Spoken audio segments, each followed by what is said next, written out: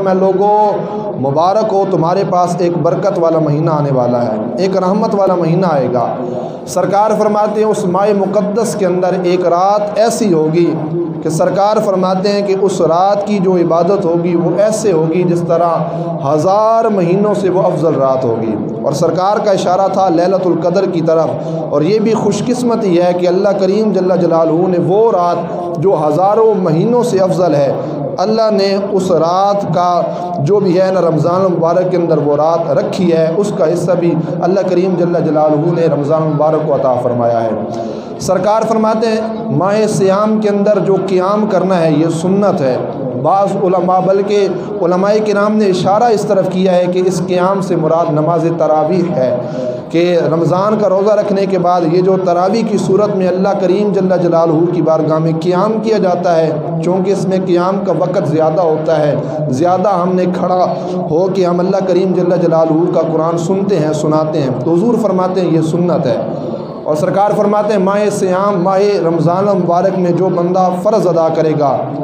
ایک فرض جو ادا کرے گا، اللہ کریم جل جلالہ اس کو 70 فرضوں جتنا ثواب عطا فرمائے گا۔ یہ بھی اللہ کا ایک خاص کرم ہے کہ بندے نے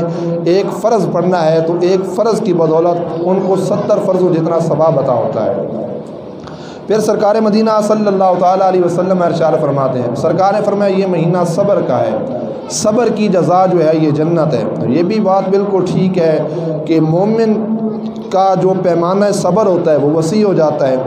باقی بنسبت ماہ کے اس ماہ کے اندر جو ہے وہ انسان کے اندر صبر کا جذبہ پیدا ہو جاتا ہے۔ کوئی بھی عبادت ہو، دیکھ حدیث میں آتا ہے نا، سرکار کہتے ہیں روزہ میرے لیے ہے، اللہ کے معبود اللہ خود فرماتا ہے کہ روزہ میرے لیے ہے، میں ہی خود اس کی جزا دوں گا۔ اس کا کیا مطلب ہے کہ اللہ جزا دے گا۔ کوئی بھی عبادت ہے، نماز ہے، چاہے خانہ کعبہ کا طواف ہی کیوں نہ ہو،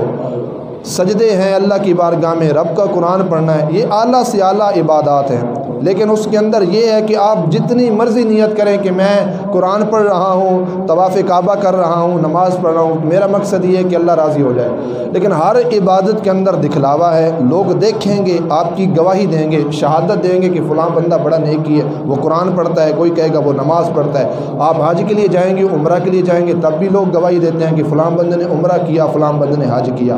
لیکن روزے کا جو معاملہ ہے وہ نہایت ہی پوشیدہ معاملہ ہے۔ آپ سپیکر کے اندر اعلان کر دیں میں نے روزہ رکھا ہے، لیکن جب آپ بند کمرے کے اندر جائیں گے،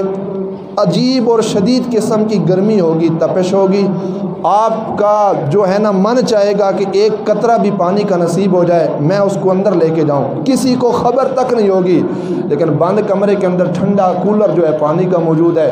انسان کا ایمان گوارا نہیں کرتا کہ دنیا والے اس کو کوئی بھی نہیں دیکھ رہا، لیکن وہ اپنا ہاتھ پانی کی طرف نہیں بڑھائے گا، پانی کا ایک قطرہ وہ اپنے منہ کے اندر نہیں ڈالے گا۔ تو یہ ایک صبر کا پیمانہ انتہا درجے پہ ہوتا ہے کہ وہ کہے گا نہیں نہیں میں نے اس کے قریب نہیں جانا، اگرچہ کمرہ بند ہے، اندر سے کنڈی لگی ہے، کوئی دیکھنے والا نہیں ہے، لیکن پھر بھی وہ پانی کے قریب نہیں جائے گا۔ اتنا وہ جو صبر ہوگا وہ اس بندے کے اندر پایا جائے گا۔ اس لیے اللہ فرماتا ہے روزہ میرے لیے ہے، میں خود کیا کروں گا، اس کی جزا دوں گا۔ تو انسان کا جو ایمان ہوتا ہے اس وقت اس کے اندر نور چمک رہا ہوتا ہے کہ وہ اس کے قریب نہیں جاتا۔ تو یہ بڑا ہی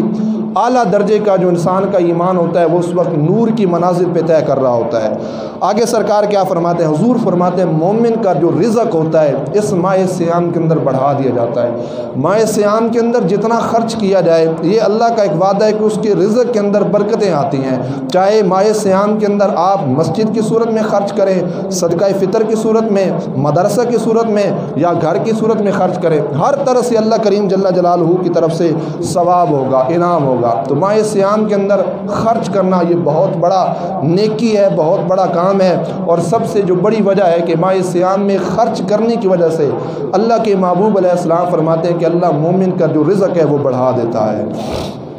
آگے سرکار فرماتے ہیں میری امت میں سے، یہ سارا جو خطبہ ہے سرکار نے شعبان کی آخری تاریخ کو دیا، حضور فرماتے ہیں میری امت میں سے جب کوئی شخص کسی مومن کو روزہ افطار کرائے گا اس کو ثواب کتنا ملے گا؟ سرکار کہتے ہیں قیامت کے دن جو اس کی گردن ہوگی اللہ آگ سے اس کو آزاد فرمائے گا۔ اب اصحاب رسول نے محبوب علیہ السلام کی بارگاہ میں عرض کی، یا رسول اللہ علیہ وسلم، ہم میں سے ہر شخص وہ طاقت تو نہیں رکھتا کہ ہر بندے کو روزہ افطار کرائے۔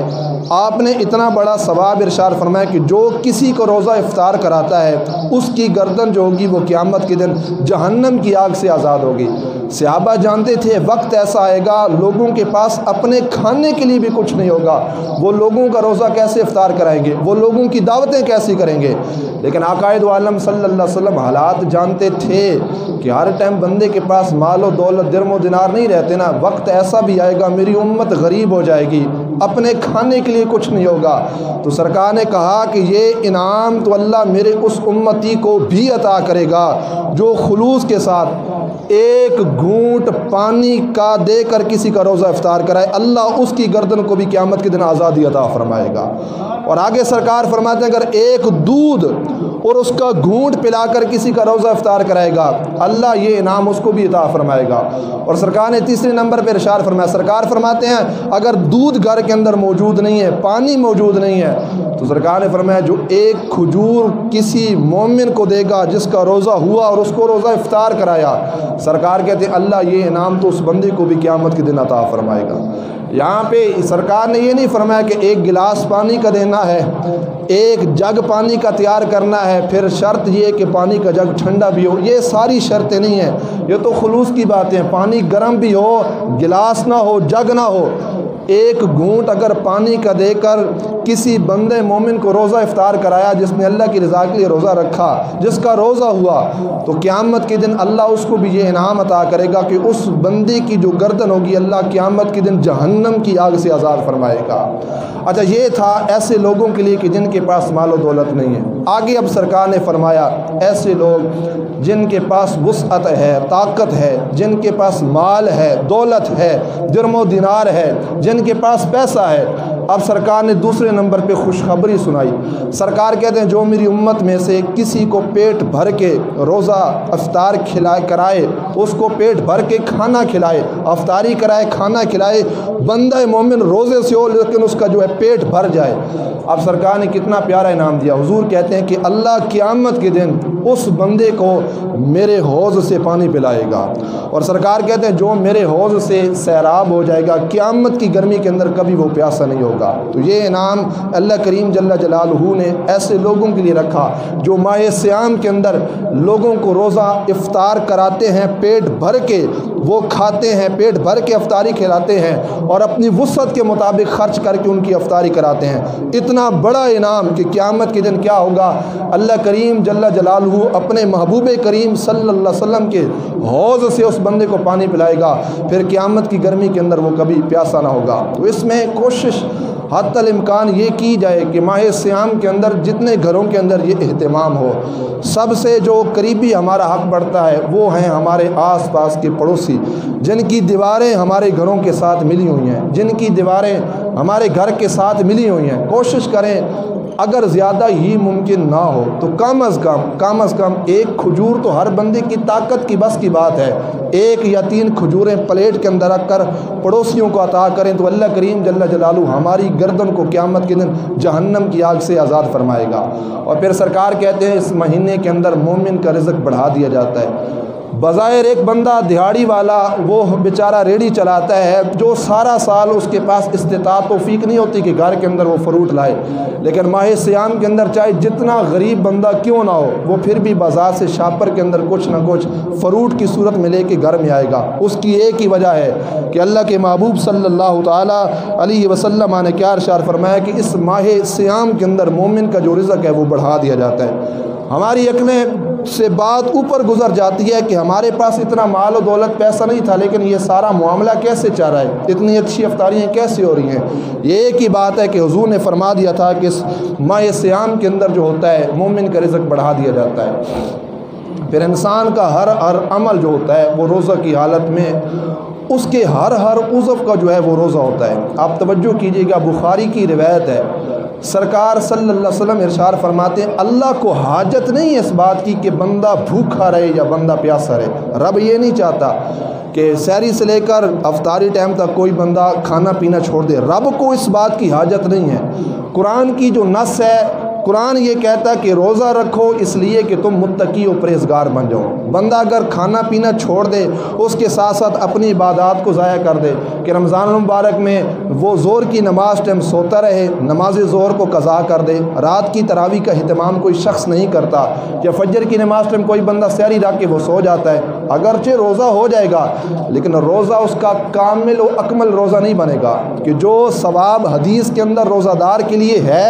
وہ ثواب اللہ اس بندے کو عطا نہیں کرے گا کہ جو ایک طرف سے ایک فرض پورا کرتا ہے روزہ رکھنا، اور 5 فرض کی جو نماز ہے اس کو چھوڑ دیتا ہے۔ اللہ کے محبوب علیہ السلام فرماتے ہیں اللہ کو یہ حاجت نہیں کہ کوئی بندہ بھوکا رہے یا پیاسا رہے، ہاں سرکار یہ کہتے ہیں کہ اللہ یہ چاہتا ہے کہ بندہ مومن روزہ رکھے، لیکن بندہ مومن روزہ رکھ کر متقی اور پرہیزگار بن جائے۔ اور حضرت داتا صاحب نے کشف المحجوب کے اندر اس پر طویل بحث کی ہے۔ آپ کہتے ہیں کھانا پینا اس سے رکنے کا نام روزہ نہیں ہے، آپ فرماتے ہیں انسان کے اعضاء کا نام روزہ ہے، پاؤں کا بھی روزہ ہے، اس کی آنکھوں کا بھی روزہ ہے، اس کی زبان کا بھی روزہ ہے کہ اگر روزے سے بندہ ہے زبان سے کسی کی غیبت نہ کرے، کسی پہ لعنت نہ دے، کسی کے عیب کو نہ کھولے۔ ہاتھوں کا روزہ ہے تو اپنے ہاتھ برائی کی طرف لے کے نہ جائے۔ اب یہ نہیں کہ بس وہ کہتا ہے کھاتا پیتا کچھ نہیں ہو ہاتھ برائی کی طرف لے کے جا رہا ہے، نہیں، آنکھ کا جو زنا ہے اس سے اپنے آپ کو محفوظ رکھے، موبائل کے اندر جو ڈیٹا ہے اس کو بھی پاک و صاف رکھا جائے، نہیں تو ہماری جو آنکھ ہے وہ گناہ کبیرہ کے اندر مبتلا ہو جائے گی۔ ہمارے جو پاؤں کا چلنا ہے روزے کے عالم میں یہ نہ ہو کہ ہم نے کھانا پینا چھوڑ دیا اور ہمارے پاؤں کی حرکت کسی گناہ کی طرف جاری، اس سے بھی ہمیں باز رہنا ہوگا۔ اب یہ جو ساری قیود حدودیں بیان کی گئی ہیں اس میں رہ کر اگر کوئی روزہ رکھے گا اس کو کتنا ثواب ملے گا۔ اب سرکار کہتے ہیں بندہ مومن سو رہا ہو، بندے کا روزہ ہو، لیکن نماز کا وقت آ جائے، اب بندے مومن نے جب اپنا بستر چھوڑا کہ میں نے نماز ادا کرنی ہے، اب یہ نہیں کہنا کہ بس اے سی کمرے میں لگا ہے یا وہ کمرے کی ٹھنڈک ہے اگرچہ روزہ ہو، نماز کو ترک نہیں کرنا۔ حضور کہتے ہیں جو اس عالم کے اندر اپنے بستر کو ترک کر کے نماز کے لیے جاتا ہے اور اس کا روزہ ہوگا، حضور کہتے ہیں اللہ کچھ فرشتوں کی ڈپٹی لگائے گا جو کہیں گے کم بارک اللہ فیکا، اٹھ ہے بندہ مومن اللہ تمہیں برکت عطا فرمائے۔ حضور کہتے ہیں جیسے اپنی پشت روزہ دار بستر سے جدا کرے گا، وہ جو بستر ہوگا دنیا کا وہ بستر بول بول کے کہے گا یا اللہ اس نے روزے کی ساتوں کے اندر دنیا کا بستر چھوڑا، یا اللہ اس کو جنتی بستر عطا فرما دے۔ اب وہ جو دنیا کا بستر ہوگا وہ اس کے لیے دعا کرتا رہے گا۔ اب معاملہ آ گیا کہ جب وہ بستر سے اٹھے گا اپنے پاؤں کے اندر جوتیاں ڈالے گا، روایت میں آتا ہے کہ جیسے وہ دنیا کی یہ جوتیاں ڈالے گا، جوتیاں دعا کریں گی اللہم ثبت قدماہ علی الصراط المستقیم، یا اللہ ان قدموں کو صراط مستقیم پہ چلا، یا اللہ ان قدموں کو سیدھی راہ پہ چلا۔ حضور فرماتے ہیں جیسے وہ جوتیاں پہن کے چل کے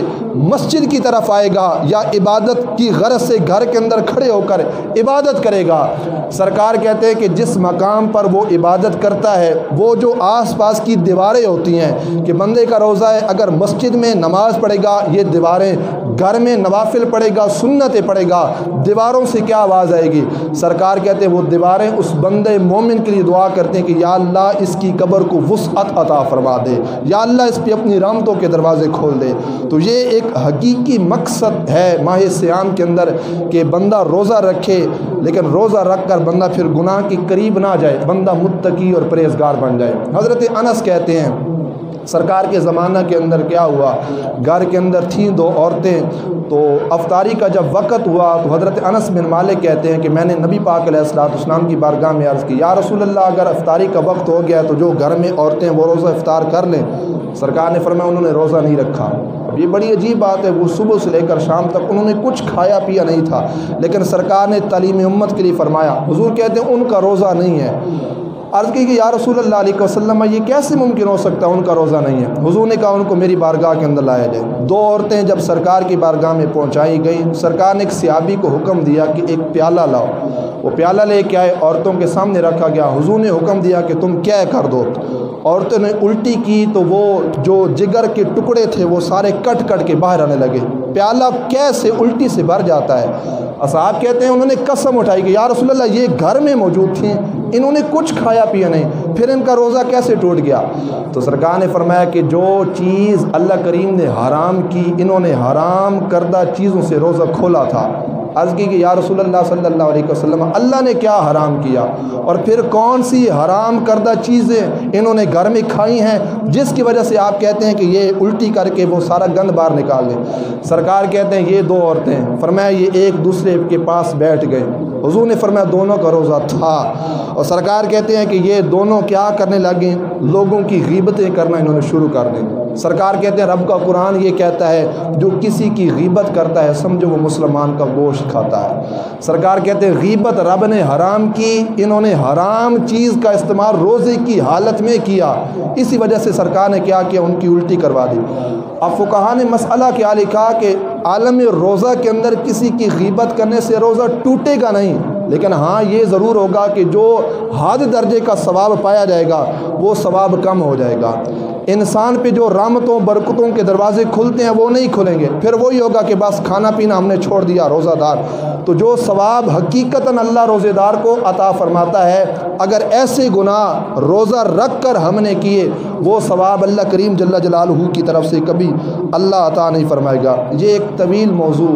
اور پھر اس پہ پورا ایک مضمون ہے کہ کیا روزہ ہمیں صحت یاب کرتا ہے یا روزہ ہمیں بیمار کرتا ہے۔ اگلا جو جمعۃ المبارک ہوگا وہ تقریباً 3 رمضان کو آئے گا، اس میں سیدہ خاتون جنت فاطمہ الزہرا رضی اللہ تعالیٰ عنہ کا یوم وصال ہے، اس کی مناسبت سے ہم ایک جمعہ خاتون جنت کی شان پہ لگائیں گے اگلا جمعہ، پھر اس سے جو اگلا جمعہ ہوگا ماہ صیام کے اندر جو آئے گا، پھر اس میں جو بقیہ چیزیں ہیں روزہ کے حوالے سے انشاءاللہ وہ بیان کی جائیں گی۔ اللہ تعالیٰ عمل کی توفیق نصیب فرمائے۔ وآخر دعوانا ان الحمد للہ رب العالمین۔